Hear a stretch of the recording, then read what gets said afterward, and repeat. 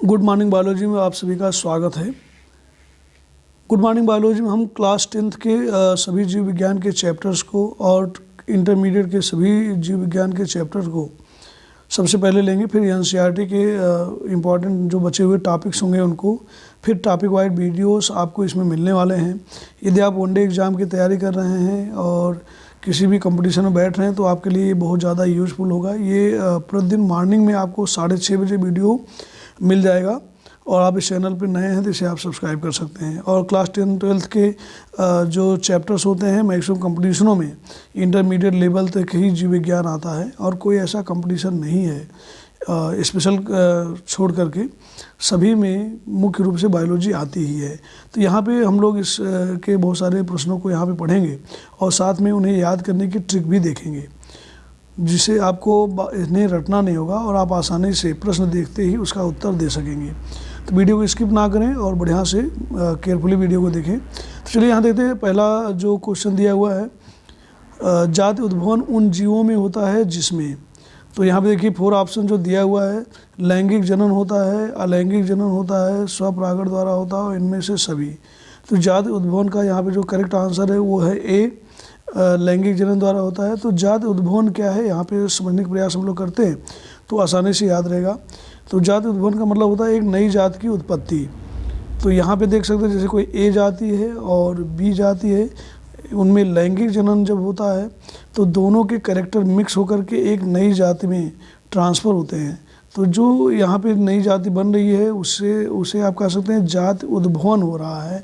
माने ना तो इसके जैसे उसमें कैरेक्टर है ना ही इसके जैसे इसमें कैरेक्टर है, वो नई जाति है, नई जाति का उद्भवन हो रहा, प्रादुर्भाव हो यहाँ पे हो रहा है। तो चलते हैं हम लोग सेकंड क्वेश्चन की तरफ। यहाँ पे दिया हुआ है डीएनए अनुक्रम के तुलनात्मक अध्ययन द्वारा किसी जीव के पूर्वजों की खोज कहलाता है। तो इसका जो सही आंसर आप देख रहे हैं, आणविक जातवृत्त। आणविक जातवृत्त का मतलब क्या है यहाँ पे समझ लेते हैं। या डीएनए के अनुक्रम के तुलनात्मक अध्ययन द्वारा किसी जीव के पूर्वजों की खोज कैसे होती है ये समझ लेते हैं। तो यहाँ पे जनरली हम लोग देखें ये जो डीएनए होता है वो डबल स्टैंडर्ड स्ट्रक्चर है और सभी हमारी कोशिकाओं में उपस्थित होता है। तो यहाँ पे जो ये डीएनए की आप एक श्रृंखला देख रहे हैं, इसे आप एक दूसरे की एंटी पैरेलल होती है। तो यहाँ एक श्रृंखला को 5 प्राइम to 3 प्राइम हम लोग ले लेते हैं और इनके जो डीएनए का अनुक्रम है, अनुक्रम का मतलब क्या है, जो डीएनए है उसमें बहुत सारे नाइट्रोजनी क्षार होते हैं और ये जो नाइट्रोजनी क्षारों का लगने का जो क्रम है वही कहलाता है डीएनए अनुक्रम। जैसे यहाँ पे देखिए एडेनिन, ग्वानिन, थायमिन, साइटोसिन या साइटोसिन, थायमिन, एडेनिन, ग्वानिन, ये जो नाइट्रोजन क्षारों के लगने का क्रम है वही डीएनए का अनुक्रम कहलाता है, जो अलग अलग जीवों में अलग अलग होता है। सभी जीवों में एक जैसा बिल्कुल नहीं होता है, एक दूसरे से डिफरेंट होता है। इसी के बेसिस पर डीएनए अनुक्रम के तुलनात्मक अध्ययन द्वारा जीव के पूर्वजों की खोज की जा सकती है। चलिए नेक्स्ट चैप्टर क्वेश्चन में चलते हैं। आनुवांशिकी का पिता कहा जाता है। आनुवांशिकी का पिता किसे कहा जाता है, तो ये आपको बहुत आसानी से याद भी हो जाएगा। अभी आप देखें यहाँ पे आंसर ए दिया है, मेंडल को कहा जाता है। इसे कैसे आप याद करेंगे, यहाँ पे इसके लिए क्या ट्रिक है, तो यहाँ देख लेते हैं। आनुवांशिकी जो पिता मेंडल है, मेंडल ने अपना सारा जो प्रयोग किया है उन्होंने मटर पे किया है, मटर माने पी पे किया है। तो आप यहाँ देखिए माँ से मटर और माँ से मेंडल, तो मेंडल ने मटर पे प्रयोग किया और उन्हें बोला जाता है आनुवांशिकी का पिता। तो जब भी आनुवांशिकी के पिता की बात आती है तो आप समझ सकते हैं कि ये वही व्यक्ति हैं जिन्होंने मटर पर अपना सारा प्रयोग किया और इन्हें कहा जाता है मेंडल। नेक्स्ट क्वेश्चन में चलते हैं। किसके मतानुसार जीवों में प्रजनन के द्वारा अधिक से अधिक संतान उत्पन्न करने की क्षमता होती है? किसके मतानुसार? तो अभी देखिए थोड़ी देर पहले ही बात चल रही थी मेंडल की। मेंडल ने मटर के पौधों में संकरण द्वारा नई नई प्रजातियों की उत्पत्ति करके दिखाया और इन्हीं के मतानुसार प्रजनन के द्वारा संतान मतलब अधिक से अधिक संतान उत्पन्न करने की क्षमता होती है। जैसे इन्होंने देखिए 2 अलग अलग प्रकार के पुष्पों का संकरण करा के, जिन लोगों ने इस चैप्टर को पढ़ा है आगे भी हम लोग और डिटेल में पढ़ेंगे। जैसे इन्होंने क्या किया था, लाल पुष्प लिए थे प्रभावी और सफ़ेद पुष्प लिए थे जो कि अप्रभावी कैरेक्टर शो कर रहा था, और इनके एक एक एलील को लेकर जब संकरण कराते थे तो ना ही देखिए शुद्ध लाल हैं और शुद्ध सफ़ेद पुष्प हैं, ना शुद्ध लाल प्राप्त होते थे ना ही शुद्ध सफ़ेद। यहाँ पे संकर लाल पुष्प प्राप्त होते थे, माने एक नई जाति की उत्पत्ति हो रही थी। और ये सब कब संभव हो पा रहा है, जब जीवों में, पौधे भी एक प्रकार के जीव हैं, इनमें जब प्रजनन कराया जाता है तभी इनसे अधिक से अधिक संतानें प्राप्त होती हैं, या जीवों में अधिक से अधिक संतानें प्राप्त होती हैं। नेक्स्ट क्वेश्चन चलते हैं, डीएनए में कितने प्रकार के नाइट्रोजन क्षारक होते हैं। तो ये देखिए प्रश्न आ भी गया यहाँ पे, डीएनए में कितने प्रकार के नाइट्रोजन क्षारक होते हैं। जनरली यहाँ पे देखिए 2 प्रकार के होते हैं। कैसे याद करेंगे, देखिए ड से डीएनए, तो यहाँ द से डीएनए हो रहा है, या डी से, तो द से दोनों। आप कह सकते हैं 2 प्रकार के इसमें नाइट्रोजन क्षारक होते हैं। कौन कौन से नाइट्रोजन क्षारक हैं हम लोग देख लेते हैं। एक तो होता है प्यूरिन, और प्यूरिन में कौन कौन से नाइट्रोजन क्षारक हैं, यहाँ देख लें, एडेनिन और ग्वानिन। हम लोग इसे ए और जी से डिनोट करते हैं। और दूसरा जो यहाँ पे नाइट्रोजन क्षारक है उसका नाम है प्रीमिडीन। यहाँ पे हम लोग देख सकते हैं प्रीमिडीन। प्रीमिडीन में कौन कौन से नाइट्रोजन क्षारक हैं आप यहाँ देख सकते हैं, थायमीन जिसे टी से नोट करते हैं, और साइटोसिन सी से। तो इस प्रकार से 2 प्रकार के यहाँ पे नाइट्रोजन क्षारक हैं। एक तो है आपका प्यूरिन और दूसरा आपका है प्रीमिडीन। तो ये आपको याद रखना है, और आसानी से आप यहाँ याद कर सकते हैं। डीएनए में 2 प्रकार के नाइट्रोजन क्षारक होते हैं, ATGC, क्या नाम है उनका, यहाँ पे देख लें, अक्सर इससे क्वेश्चन आता रहता है ATGC। और ये जो थायमीन है ये आरएनए में नहीं होता है, केवल डीएनए में होता है। आरएनए में इसके स्थान पर होता है यूरेसिल। अक्सर यहाँ से भी क्वेश्चन आता है, यदि आप इसे केयर करेंगे तो आगे आपको लाभ जरूर मिलेगा। चलिए नेक्स्ट क्वेश्चन देखते हैं हम लोग यहाँ पे। क्वेश्चन नंबर 6, पक्षी तथा तितली के पंख कैसे हैं। तो यहाँ पे देखिए 4 ऑप्शन दिया है, समझात अंग, असमझात अंग, अशेषी अंग, और इनमें से कोई नहीं। तो यहाँ पे देखिए जो सही आंसर है वो है असमझात अंग। पक्षी तथा तितली के पंख जो है असमझात हैं। तो यहाँ सबसे पहले समझते हैं समझात अंग किसे कहते हैं। समझात अंग ऐसे होते हैं जो उत्पत्ति में समान होते हैं लेकिन कार्य में भिन्न होते हैं। तो यहाँ पे पक्षी और तितली के पंख जो हैं असमझात हैं, तो कहीं न कहीं ये कार्य में समान है और उत्पत्ति में भिन्न है। फिर से समझ लें, समझात अंग होते हैं जो कार्य में, वो उत्पत्ति में समान होते हैं। यहाँ पे देखिए फिर से लिख के मैं आपको बता दे रहा हूँ, उत्पत्ति में समान, कार्य में भिन्न होते हैं, वो कहलाते हैं समझात अंग। और यहाँ पे ऐसी क्वालिटी नहीं है तो ये हो जाएंगे असमझात अंग। और यदि अवशेषी अंगों की बात करें तो ये वो अंग हैं जो निरर्थक आपके शरीर में होते हैं, इनका कोई विशेष कार्य नहीं होता है। क्वेश्चन नंबर 7 में चलते हैं। फिलोसॉफी जूलॉजी या फिलोसॉफी जूलॉजी पुस्तक किसने लिखी है। तो यहाँ देखिए ए ऑप्शन दिया है लैमार्क। ठीक है, तो फिलोसॉफी, तो जब हम लोग देखिए इसको कैसे याद करेंगे, यहाँ पे क्या ट्रिक है, यहाँ पे बहुत ही आसान ट्रिक है। यदि आप क्वेश्चन देखें और आपको आंसर देखते ही याद हो जाए तो इससे बेस्ट कुछ नहीं हो सकता। तो यहाँ पे हम लोग जो ट्रिक की बात करेंगे वो किसी भी क्वेश्चन के फर्स्ट अल्फ़ाबेट से हो सकता है या लास्ट अल्फ़ाबेट से हो सकता है। तो उसी क्रम में यहाँ पे देखने का प्रयास करते हैं। फिलोसॉफी जूलॉजी पुस्तक किसने लिखी। तो देखिए जब आप एफ बनाते हैं सबसे पहले ऐसे एफ बनाते हैं। पहले कभी भी कोई व्यक्ति जैसे ये बना रहा है तो पहले यहाँ लाइन नहीं खींचेगा, यहाँ बाद में खींचेगा, ऐसा नहीं करता है। कोई भी व्यक्ति पहले एक लाइन खींचता है तो सबसे पहले ऐसे खींचता है। देखिए कहीं ना कहीं आप एल सबसे पहले बनाते हैं, ये उल्टा एल है, और उसके बाद आप एफ बनाते हैं, तब आप लिखते हैं फिलोसॉफी। तो यहाँ देखिए फिलोसॉफी में जब एफ लिखते हैं आप तो सबसे पहले एल बनाते हैं, और एल से यहाँ पे देखिए क्या दिया हुआ है, लैमार्क। इस तरह से बहुत आसानी से आप इसे याद कर सकते हैं। थोड़ा सा स्मार्ट तरीके से आपको पढ़ने की आवश्यकता है। तो आगे चलते हैं। क्वेश्चन नंबर 8, जीव विज्ञान की वह शाखा जिसके अंतर्गत विभिन्नता तथा आनुवांशिकता का अध्ययन किया जाता है क्या कहलाता है। तो यहाँ पे देखिए 4 ऑप्शन दिया हुआ है, जीवाश्म विज्ञान, भ्रूण विज्ञान, जीव विज्ञान और आनुवांशिकी। तो यहाँ पे देखिए किसकी बात चले, जीव विज्ञान जिसके अंदर विभिन्नता तथा आनुवांशिकता। देखिए यहाँ पे बोल रहा है, ये शब्द यहाँ पे खुद ही बोल रहा है, और अभी अपने कहा क्वेश्चन में जो मुख्य वर्ड हैं उनका प्रथम या अंतिम शब्द में लेंगे। तो यहाँ देखिए प्रथम में विभिन्नता है और दूसरे में आनुवांशिकता। विभिन्नता यहाँ कोई शब्द नहीं दिख रहा आपको, और यहाँ पे केवल आनुवांशिकता दिख रहा है। तो आनुवांशिकता का अध्ययन आनुवांशिकी में किया जाता है। आनुवांशिकी को की जगह आपको जेनेटिक्स भी मिल सकता है। क्या मिल सकता है, जेनेटिक्स। जेनेटिक्स माने होता है आनुवांशिकता। चलिए और देख लेते हैं। जीवाश्म विज्ञान में जीवाश्मों का अध्ययन किया जाता है। भ्रूण विज्ञान में पूरी तरह से भ्रूण के निर्माण का या भ्रूण का डिटेल अध्ययन किया जाता है। जीव विज्ञान में जंतुओं एवं वनस्पतियों का संपूर्ण अध्ययन किया जाता है। इस तरह से जीव विज्ञान होता है।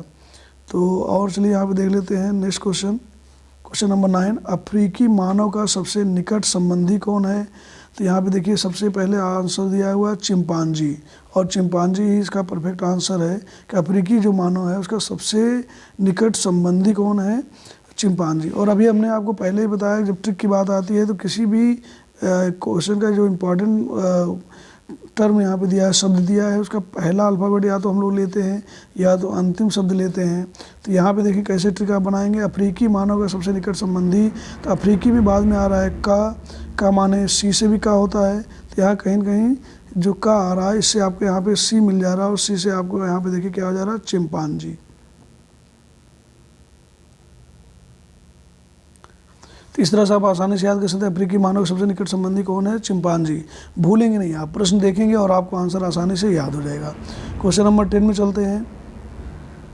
द ऑरिजिन ऑफ स्पीसीज नामक पुस्तक किसने लिखी है? तो यहाँ पे देखिए 4 ऑप्शन दिया है, डार्विन, ओपेरिन, लेमार्क तथा कोई नहीं। तो डार्विन ने द ऑरिजिन ऑफ स्पीसीज पुस्तक किसने लिखा है? डार्विन ने लिखा है। इसका ए आंसर सही है। जीवों की उत्पत्ति, ये आप यहाँ देख सकते हैं, द ऑरिजिन ऑफ स्पीसीज, जात की उत्पत्ति दिया है, किसकी? जात की। तो बहुत ही सरल है। यहाँ पे देखिए द ऑरिजिन में द तो कोई खास वर्ड नहीं है, ऑरिजिन शब्द से शुरू होता है। तो देखिए कहीं ना कहीं ओ जो बना रहे हैं ये थोड़ा सा डी जैसा आपको दिखता है, क्योंकि डी जब हम बनाते हैं तो वो भी कहीं ना कहीं उसमें ओ का हाफ पोर्शन जुड़ा होता है।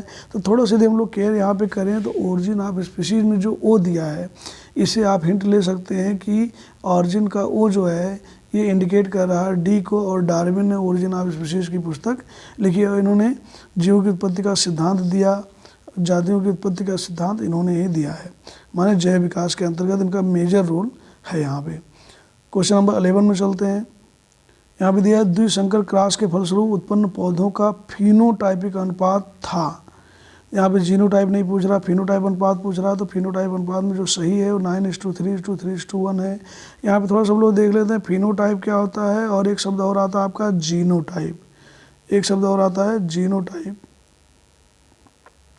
तो यहाँ देखिए बहुत आसान है इसको समझना। तो प से पी एस से फा होता है, तो और पी से आपका प्रदर्शित भी होता था। जो लक्षण बाहर से दिख रहे हैं वो कहलाता है फिनोटाइपिक लक्षण। जैसे सपोज दैट ये कोई पौधा है,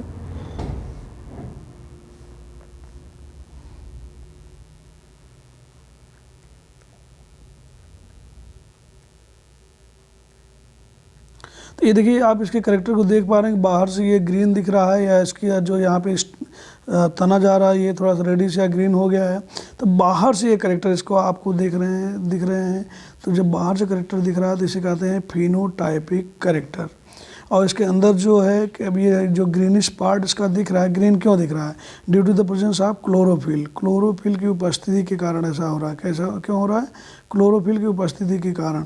और जो ये ग्रीन आपको दिख रहा है सूखा हुआ नहीं दिख रहा है, due to the presence of water and minerals. यदि इसमें वाटर और मिनरल्स ना होते तो ये ड्राई कर जाते हैं। तो कहीं ना कहीं आप अंदर की चीज़ों को नहीं देख पा रहे हैं, बाहर से केवल देख पा रहे हैं। जब आप किसी के बाहर के लक्षणों को देखते हैं तो कहलाता है फिनोटाइपिक करेक्टर, और जब अंदर करेक्टर को देखते हैं तो उसे कहते हैं जीनोटाइपिक करेक्टर। तो यहाँ पे ये फिनोटाइपिक करेक्टर है इसका। और हम लोग देखने का प्रयास करते हैं क्वेश्चन नंबर 12। स्त्रियों में लिंग गुणसूत्र होते हैं। तो यहाँ पे सबको पता है पहले से ही, ए ऑप्शन है, एक्स यहाँ पे दिया हुआ है। तो इसको आप आसानी से याद कर सकते हैं। स्त्रियों, देखिए यहाँ पे स्त्रियों की बात चल रही है, यस दे रहा है, तो यहाँ कहीं ना कहीं यक्स शो कर रहा है। यक्स तो एक पुरुषों में भी होता है, ये आपको सबको पता ही है। जब स्त्रियों की बात आ रही है यक्स, यहाँ पे और याद कर लेना है। पुरुषों की बात आती है तो देखिए पी बनाते हैं आप, पी पुरुष लिखते हैं ना भाई, पी बनाते हैं, और इसे थोड़ा सा बढ़ा लेते हैं तो एक आपको वाई गुणसूत्र मिल जाता है। फिर से समझें, यहाँ पे जब आप लिखते हैं पुरुष तो कहीं न कहीं पी आप बना रहे हैं, इसी को थोड़ा सा बढ़ा देना है। तो एक्स वाई आपको जब मिल जाए तो पुरुषों में एक गुणसूत्र उपस्थित है। स्त्रियों में एक एक्स तो देखिए इसमें भी है, एक एक्स इसमें भी है। जब स्त्रियों की बात आ रही है तो एक एक्स आप यहाँ बढ़ा रहे हैं, पुरुषों की बात आ रही है तो एक वाई आप यहाँ पे बढ़ा रहे हैं। इस तरह से बहुत आसानी से आप स्त्रियों पुरुषों में गुणसूत्रों को डिफरेंस को समझ सकते हैं। क्वेश्चन नंबर 13 में चलते हैं। 13 नंबर क्वेश्चन में पुरुषों में लिंग गुणसूत्र कौन से होते हैं? तो अभी देखिए थोड़ी देर पहले ही हमने बताया कि जब पुरुषों की बात आएगी एक्स गुणसूत्र दोनों में कॉमन है, जब पुरुषों की बात आएगी तो आप बनाते हैं प, तब इससे तो एक्स बन ही नहीं सकता, कॉमन सी बात है। इसी को थोड़ा सा बढ़ा के घुमा दें तो वाई मिल जा रहा था, और आप यहाँ पे इंडिकेट कर पा रहे हैं बहुत आसानी से कि पुरुषों में एक्स वाई गुणसूत्र होता है। तो इसे बहुत रटने की बिल्कुल आवश्यकता नहीं है, आप हमारे साथ जुड़े रहें और आप बहुत सारे प्रश्नों को आराम से आप ट्रिक से समझ सकते हैं। तो चलिए यहाँ क्वेश्चन नंबर 14 चलते हैं। प्राकृतिक वर्ण द्वारा जैव विकास। प्राकृतिक वर्ण माने प्रकृति चयन करने वाली है जीवों के विकास को, किस सिद्धांत की परिकल्पना किसके द्वारा की गई थी? तो यहाँ पे देखिए सही आंसर दिया है डार्विन। अभी थोड़ी देर पहले ही बात चल रही थी कि जातियों की उत्पत्ति का सिद्धांत या प्राकृतिक वर्ण द्वारा जैव विकास में इनका मेजर रोल है। तो डार्विन ने प्राकृतिक वर्ण द्वारा जैव विकास का सिद्धांत दिया है। किसके द्वारा? प्राकृतिक वर्ण द्वारा। तो देखिए हमने पहले से आपको बताया इसमें क्या ट्रिक है, आपको थोड़ा सा समझना है कैसे आप ट्रिक को समझ पा रहे हैं यहाँ पे, बहुत थोड़ा सा ध्यान दें। तो देखिए प्राकृतिक पी की बात चल रही है, किसकी बात चल रही है? पी की, प्राकृतिक वर्ण द्वारा जैव विकास। जैसे आपको बताया पहले वर्ड से अंतिम से हम लोग ले आते हैं तो अंतिम में चलने की आवश्यकता नहीं, पी से ही आपको मिल जा रहा है। देखिए पी कहीं ना कहीं आधा डी बन रहा है, क्या बन रहा है? डी बन रहा है। देखिए यहाँ पे एम से भी नहीं मैच कर रहा है, जे से भी मैच नहीं कर रहा है, एफ से भी मैच नहीं कर रहा है। कहीं ना कहीं प्राकृतिक की बात जब आ रही है पी बन रहा है, तो कहीं ना कहीं आधा डी शो कर रहा है। और आप यहाँ से हिंट ले लेंगे प्राकृतिक वर्ण की बात जब आती है तो कहीं ना कहीं यहाँ पे जो पी बन रहा है वो डी को इंडिकेट कर रहा है, और डी से डार्विन ने प्राकृतिक वर्ण द्वारा जैव विकास का सिद्धांत इन्होंने दिया है। क्वेश्चन नंबर 15 में चलते हैं। मनुष्य का वैज्ञानिक नाम क्या है? मनुष्य का वैज्ञानिक नाम क्या है यहाँ पे हम लोग देखने का प्रयास करते हैं। तो सबको पता है होमो सेपियंस, मनुष्य का क्या नाम है?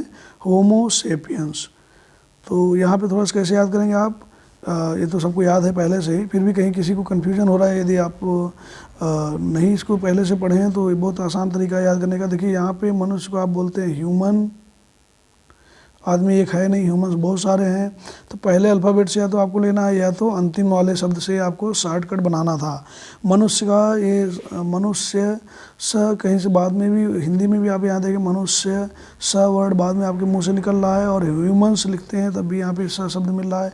तो यहाँ देखिए सब में होमो सिमिलर है, केवल आपको एक में डिफरेंट दिख रहा है स, तो होमो सेपियंस आप यहाँ से आसानी से निकाल सकते हैं कि जिस ह्यूमंस है, मनुष्य है, स आ रहा है अंतिम में, तो उससे होमो सेपियंस आपको आसानी से मिल जाएगा। तो आप इसको आसानी से याद कर सकते हैं। मनुष्य का जो जंतु वैज्ञानिक नाम है होमो सेपियंस है। क्या है? होमो सेपियंस है। तो ये वीडियो ज़्यादा बड़ा ना हो इसलिए हम लोग अभी आज इस वीडियो में 15 क्वेश्चन को ही देख रहे हैं, और नेक्स्ट डे मॉर्निंग में हम लोग बचे हुए और क्वेश्चनों को देखेंगे। वीडियो जिससे ज़्यादा बड़ा ना हो तो सुबह सुबह डेली आप 6:30 बजे इस वीडियो को प्राप्त कर सकते हैं। धन्यवाद मित्रों वीडियो को देखने के लिए।